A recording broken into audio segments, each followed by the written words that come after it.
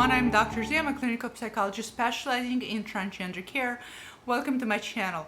So today I want to talk to you about lack of childhood narrative, something that a lot of you, I notice when you comment on some of my videos, one of the things you tend to comment on is that Dr. Z, I don't really have the childhood experience, and suddenly at the age of 20, 25, 30, 40, I have this trans awareness, trans experience.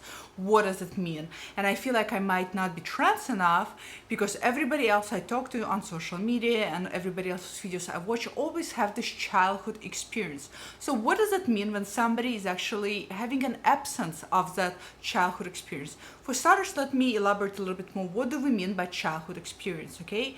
And where it became kind of like, in a way, unhealthy trend to follow. A trend is not the right way to describe it, but I'll explain how it became a pattern to follow.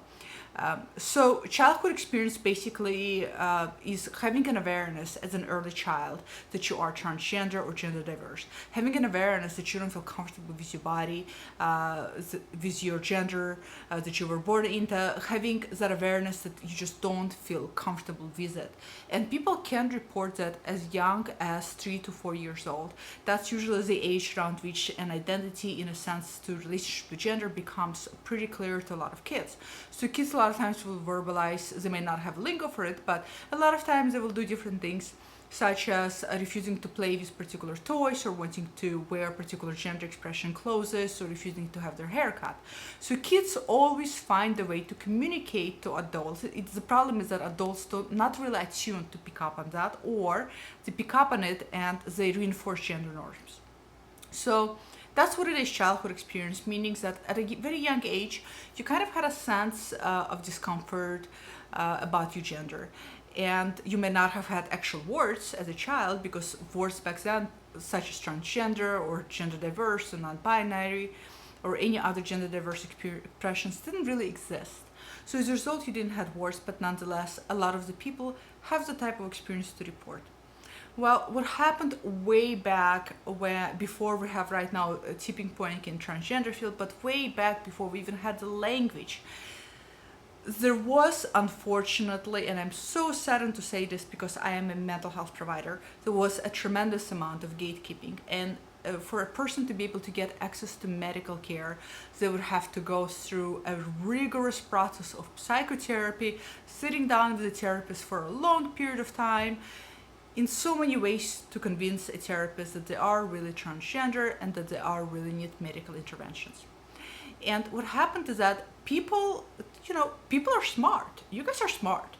People picked up pretty quickly that one of the ways to bypass gatekeeping was to just start creating a narrative that fits wherever cookie cutter narrative mental health provider was looking for or medical provider was looking for.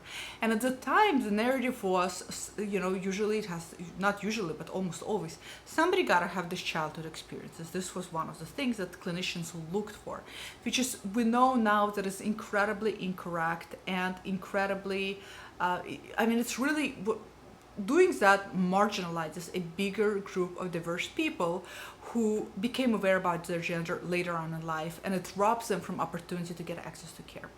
But because people are smart, people realize that, hey, if I want to get on hormones and I need the damn ladder, I'm gonna go and I'm gonna tell the therapist everything they need to hear, and that's what they did, and I cannot blame them for doing that. But as a result, this idea of transgender, what transgender narrative is still something that sadly sometimes reinforced in schools, in clinical schools, and sometimes reinforced in some of the books for clinicians, as if that is something to look for, and it's completely incorrect and not true. So today, some clinicians sadly are still looking for that childhood experience. If you don't have the childhood experience and awareness, and by the way, when I evaluate people for gender dysphoria, I don't look for the childhood experience. Some of you have it. Some of you that I evaluate and I ask you that question, what I do is I say this: at what age have you felt a sense of gender dysphoria, even though you didn't know that what it was that you were experiencing, and you didn't really have language to describe it? In other words, at what age can you remember you felt discomfort? And the reason why I ask this is simply because I'm kind of evaluating you. I'm trying to learn about your past. I'm trying to learn about how far back your awareness goes. How far back have you been miserable and struggling with gender dysphoria? And a lot of times I get people who say, ever since I was little. A lot of times I get during puberty. And a lot of times I get people say when they're in their early adulthood, and then some people say later in adulthood. As you can see, it's all over the place. So if you are one of the individuals that is questioning your gender and think you might be transgender, and you feel that you don't really have that memory of childhood experiences, so what? So what? Thousands and thousands of trans folks don't have that experience. It's less about an early awareness. Having an early awareness is basically an indication how long you've been struggling with it. That's all it is. It's less about having an early awareness, and it's more about your current relationship to your gender.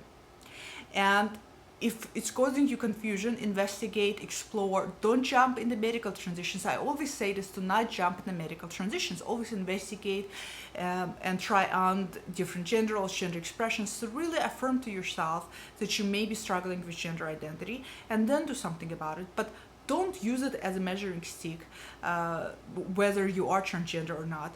Don't listen to everybody else's narrative. That's another thing. Don't compare yourself to other people and how they became aware. I think it's good to listen to other people's experiences because it gives you something to resonate with, it gives you something to connect to, but don't use it as a measuring stick. So, if you guys watching this and some of you don't have the childhood experiences, not a big deal. In no way does it make you any more or less transgender. Again, having the memory of the childhood experiences of having that incongruency is all it is just indication how long you've been struggling. And you could have not had that memory at all because maybe you grew up in a family that was very, that wasn't really strict on binary gender, reinforcing gender norms. Maybe you grew up around parents that were comfortable with you exploring yourself as a child. So as a result, you didn't really felt that strong incongruency until maybe puberty or adulthood. And remember, our psyche is incredibly strong and it will repress anything that feels uncomfortable, anything that feels threatening to you. So that also happens. So again, if you didn't have that experience at early childhood, don't worry about it. And if you do go see a medical provider for evaluation for any letters for gender, just be honest with them. A good solid provider and evaluator will not be using that as a measuring stick, and they shouldn't, because that's just not way to kind of solidify that you have presence of gender dysphoria. Comment below if you are somebody who's watching this who don't have the childhood narrative. Comment below so that people who are struggling with this, I gotta have this, I can't believe I don't have the childhood narrative, that means I'm not trans, can read it and see that in no way takes away from you being gender diverse. Always love to hear and read your comments, guys, and I'll see you all next time. Bye.